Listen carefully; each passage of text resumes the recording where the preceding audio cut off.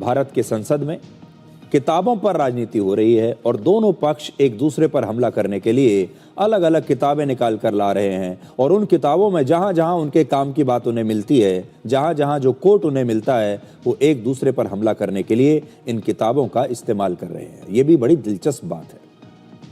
राहुल गांधी हर दिन संसद की मर्यादा को तोड़ने के लिए नए नए शब्दों का इस्तेमाल आजकल कर रहे हैं और आज उन्होंने जिस शब्द का प्रयोग किया है वो है गद्दार। उन्होंने किसी को गद्दार दोस्त कहकर पुकारा और आज देश ये जानना चाहता है कि उनका ये गद्दार दोस्त कौन है और आज भारत की राजनीति में ये शब्द ट्रेंड कर रहा है। तो सबसे पहले आप ये वीडियो देखिए जिसमें राहुल गांधी ने आज संसद भवन के परिसर में केंद्रीय रेल राज्य मंत्री रवनीत सिंह बिट्टू पर एक अमर्यादित टिप्पणी की और उन्हें गद्दार दोस्त कहकर बुलाया। पहले आप ये वीडियो देखिए। Here is a printer walking right by. Take a look at your face. That's what it looks like. Hello, brother. My printer friend. Surrender. Don't worry, you'll come back. Surrender. Yes,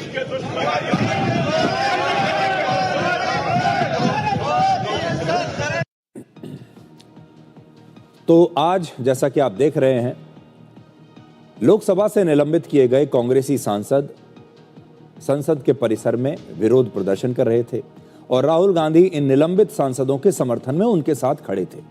तभी वहां से केंद्रीय मंत्री रवनीत सिंह बिट्टू गुजर रहे थे और उन्होंने कहा कि ये सांसद ऐसे बैठे हैं जैसे इन्होंने कोई बहुत बड़ी जंग जीत ली हो, ऐसा बिट्टू ने कहा।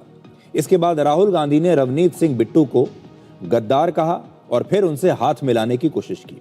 इस दौरान वहां पर बैठे सभी कांग्रेसी सांसद ठहाका लगाकर हंसने लगे और इसके जवाब में रवनीत सिंह बिट्टू ने राहुल गांधी को देश का दुश्मन कहा और उनसे हाथ तक नहीं मिलाया।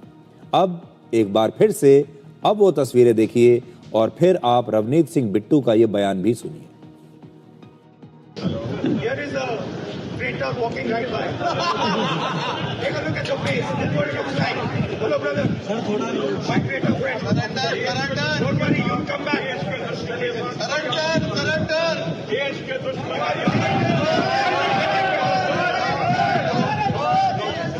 पे पगड़ी को, सिख को हमेशा ही जैसे ये टारगेट करते रहे हैं गांधी फैमिली, उसी तरीके से आज वो शब्द जो आपने, मैं तो कह नहीं सकता, जो शब्द आपने चैनल में आपने वीडियो में कैद किया है, और वो शब्द यार बाकी एमपी थे, किसी ने कुछ नहीं कहा।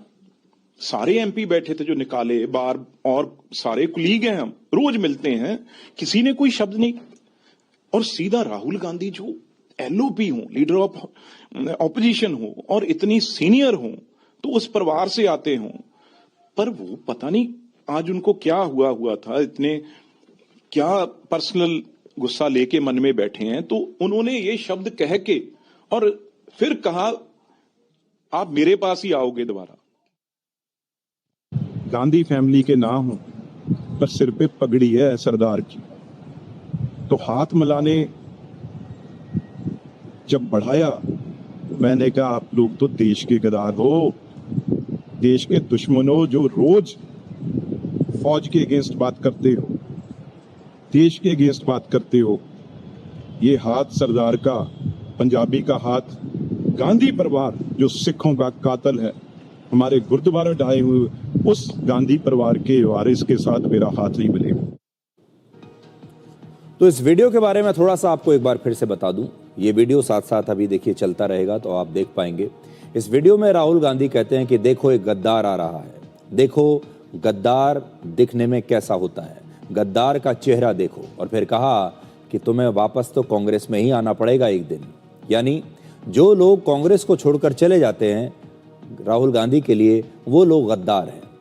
रवनीत सिंह बिट्टू का आरोप है कि राहुल गांधी ने उनकी देशभक्ति पर सवाल उठाया, जो पूरी तरह से अनुचित है, और ये इसलिए हुआ क्योंकि वर्ष 2024 में वो कांग्रेस छोड़कर बीजेपी में शामिल हो गए थे।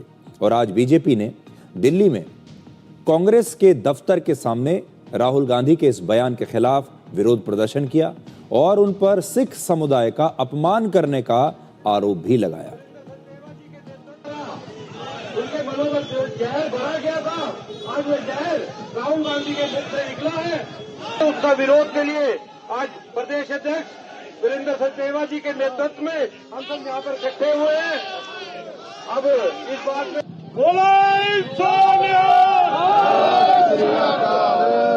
नरेंद्र मोदी जी ट्रेटर कौन होता है? ट्रेटर होता है जो अपने देश के साथ, आरपीजी का मैं शब्द इस्तेमाल करूं, गद्दारी करे। पर बिट्टू जी कौन है? He is not just a member of a Sikh family जिन्होंने देश सेवा किया है। इनके अपने ग्रैंडफादर सरदार बेअंत सिंह जी जो पंजाब के मुख्यमंत्री थे, he fell to an assassin's bullet. Bittu ji उनकी पार्टी में थे और उनकी पार्टी को छोड़ दे। बट तो ये कहना है कि अच्छा भाई, मैं समझ सकता हूं कि अगर आपको इस पर नाराजगी एक्सप्रेस करनी है तो कहिए, अरे my friend, my long lost friend, उसने ये भी बोला यू विल कम बैक। अरे एक तरफ से उसको बोला है traitor, traitor you will come back. ये शब्द एकदम अनएक्सेप्टेबल है। कांग्रेस का डीएनए जो फूट फूट कर निकलता है, सिखों के प्रति उनकी जो नफरत है वो निकलती है बार बार। ये वही राहुल गांधी जो विदेश जाकर कहता है कि सिखों को कृपान नहीं पहने जाती, कड़ा नहीं पहने दिया जाता, पगड़ी नहीं बांधने दी जाती, गुरुद्वारे नहीं जाने दिया जाता। अभी हाल में किया इन्होंने, बिट्टू को गद्दार कहना था, सिख को गद्दार कहना। इनकी पार्टी से कितने लोगों ने पार्टी छोड़ी होगी, किसी और को आज तक गद्दार नहीं कहना, ट्रेटर नहीं कहा, बिट्टू को क्यों टारगेट किया? तो इनका जो डीएनए सिखों के प्रति जो इनकी मन में हेट्रेड है वो दिखती है। वैसे भी कांग्रेस का जो इतिहास रहा है सिखों के साथ, वो बहुत अच्छा नहीं रहा। और दो ऐसी घटनाएं हैं जो आज भी सिखों को बहुत चुभती हैं। एक तो है स्वर्ण मंदिर पर जब ऑपरेशन ब्लू स्टार चलाया गया था, वो ऐसी घटना थी जिसे कोई भी सिख भूला नहीं है अभी तक। और दूसरा है 1984 के दिल्ली में हुए सिख दंगे। और अब राहुल गांधी का इस प्रकार का बयान। रवनीत सिंह बिट्टू पंजाब के पूर्व मुख्यमंत्री बेअंत सिंह के पोते हैं। उनका परिवार दशकों से कांग्रेस के साथ जुड़ा रहा है और यही वजह है कि आज राहुल गांधी ने रवनीत सिंह बिट्टू को कहा कि उन्हें दोबारा एक न एक दिन कांग्रेस में वापस आना पड़ेगा।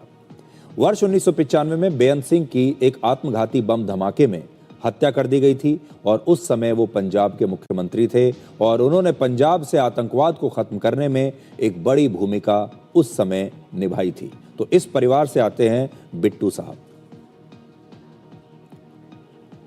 आजकल राहुल गांधी संसद के अंदर और बाहर लगातार हंगामा कर रहे हैं। कांग्रेस पार्टी और सीपीएम लोकतंत्र बचाने की बात करती है, लेकिन आज हम राहुल गांधी को केरल से बीजेपी के एक सांसद सी सदानंद मास्टर की कहानी सुनाना चाहते हैं। और ये कहानी आप सबको भी ध्यान से सुननी चाहिए, क्योंकि इसी लोकतंत्र में विचारधारा के नाम पर सीपीएम के कार्यकर्ताओं ने उन पर हमला करके उनके दोनों पांवों को काट दिया था। बड़ी दर्दनाक कहानी है ये। 61 वर्ष के सदानंद मास्टर केरल में वर्षों से जारी राजनीतिक हिंसा का एक प्रत्यक्ष उदाहरण है, जिन्होंने इसकी कीमत इन्होंने बहुत बड़ी कीमत अपने दोनों पांव गंवा कर चुकाई है। यह वर्ष था 1994 का और तारीख थी 25 जनवरी, यानी गणतंत्र दिवस से ठीक एक दिन पहले, जब देश संविधान और लोकतंत्र का उत्सव मनाने की तैयारी कर रहा था। और तब सीपीएम के कार्यकर्ताओं ने सदानंद मास्टर पर हमला किया और फिर बर्बरता की सारी हदें पार करते हुए उनके दोनों पांव काट दिए। और इसके बाद सीपीआईएम के कार्यकर्ताओं ने इनकलाब जिंदाबाद के नारे भी लगाए। सदानंद मास्टर की उम्र उस समय लगभग 30 साल की रही होगी और जब यह हमला हुआ तब वो अपने घर लौट रहे थे। रास्ते में ही उन पर यह हमला हुआ और उनके दोनों पैर काट दिए गए और इसके बाद से वो लगातार कृत्रिम पैर के जरिए चल रहे हैं।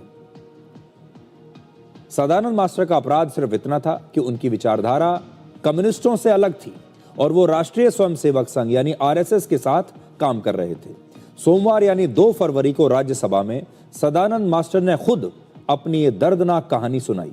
लोकतंत्र में विश्वास रखने वाले हर व्यक्ति को सदानंद मास्टर की ये बात और ये कहानी जरूर सुननी चाहिए और तभी विचारधारा के लिए असली संघर्ष और बलिदान का अर्थ आप समझ सकते हैं। इस राज्यसभा के एमपी को आप देखिए, जिन्होंने अपनी विचारधारा के लिए अपने दोनों पांव गंवा दिए। Sir, this is my 2 legs. I was a person with strong 2 legs, but below knee, nowadays, I'm using artificial limbs.